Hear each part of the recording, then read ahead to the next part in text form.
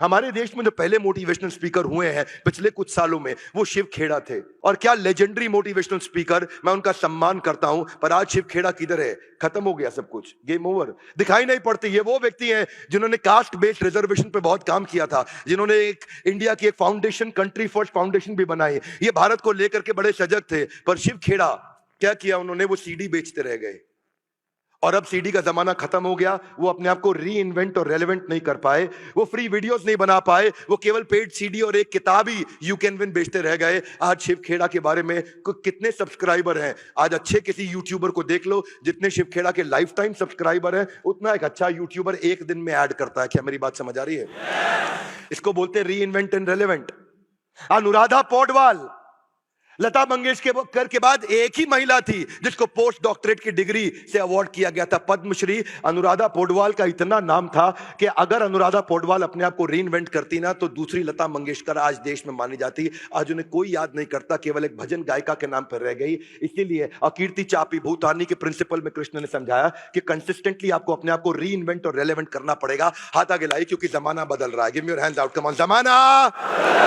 जमाना इतनी तेज बदल रहा है कि इस समय जो पढ़ाई है वो कंटिन्यूअसली ऑनलाइन होती जा रही है। लोग गाड़ियां नहीं खरीद रहे, ड्राइवरलेस गाड़ियां होती जा रही है। और न केवल ड्राइवरलेस, ओला उबर के आने से गाड़ियों की बिक्री कम होनी शुरू हो गई है। क्या मेरी बात समझ आ रही है? Loudly yes no.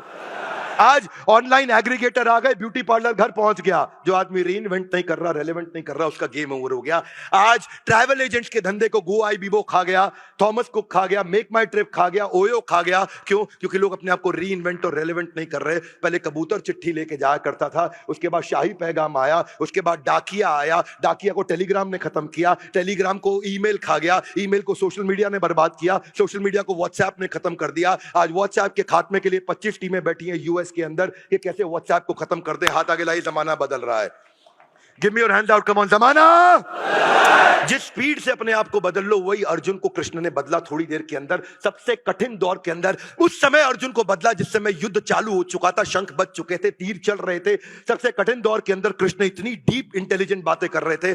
Anuradha Paudwal, जिसको नेशनल फिल्म फेयर अवार्ड उसको मिले, national award film fair award से भी बड़ा माना जाता है, पर उसके बाद आज केवल एक भजन गायिका के रूप में रह गई। उनको कोई याद नहीं करता है। इसलिए डिसऑनर और लैक ऑफ ऑनर के बाद के लिए आपको एक ही काम करना है। आपको ड्रग्स लेने की जरूरत नहीं थी डिएगो मैराडोना या फिर बेन जॉनसन। आपको अपने आप को रीइन्वेंट और रेलेवेंट करना है, क्योंकि जो मौत के दर्द से ज्यादा दर्द होता है जब इंसान की इज्जत समाप्त हो जाती है। एक एंटरप्रेन्योर को जिंदगी भर अपने आप को रीइन्वेंट और रेलेवेंट करना है। सत्या नडेला माइक्रोसॉफ्ट के सीईओ कहते हैं कि या तो अपने आप को री इन्वेंट करो या फ्यूचर को इन्वेंट करो। वही है एंटरप्रेन्योरशिप, इसके अलावा कुछ नहीं। क्योंकि जो आदमी वहीं रह गया और इंप्रूवमेंट साइकिल नहीं लेकर के आया, वो बर्बाद हो जाएगा। हाथ आगे लाइए, improvement cycle guys, one more time, little loud. क्या improvement cycle? Business is about being able to reinvent yourself और invent the future, nothing less nothing more. एक साथ 80s 90s में माधुरी दीक्षित और मनीषा कोइराला चालू हुई थी।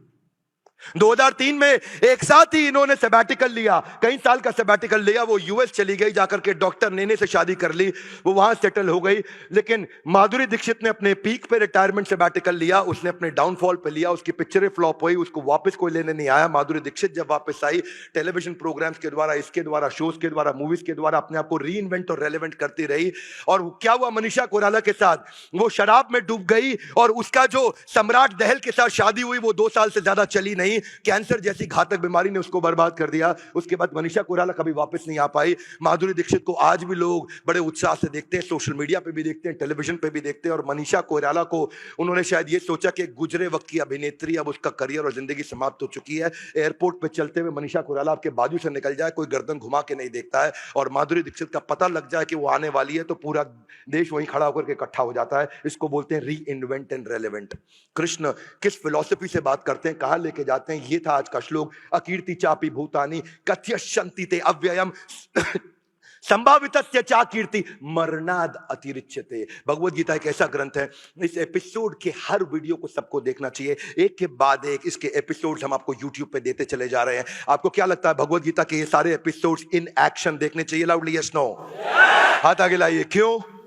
क्योंकि ये है गीता इन एक्शन। हाथ आगे लाइए, come on. Gita in louder everybody, one more time. Gita in.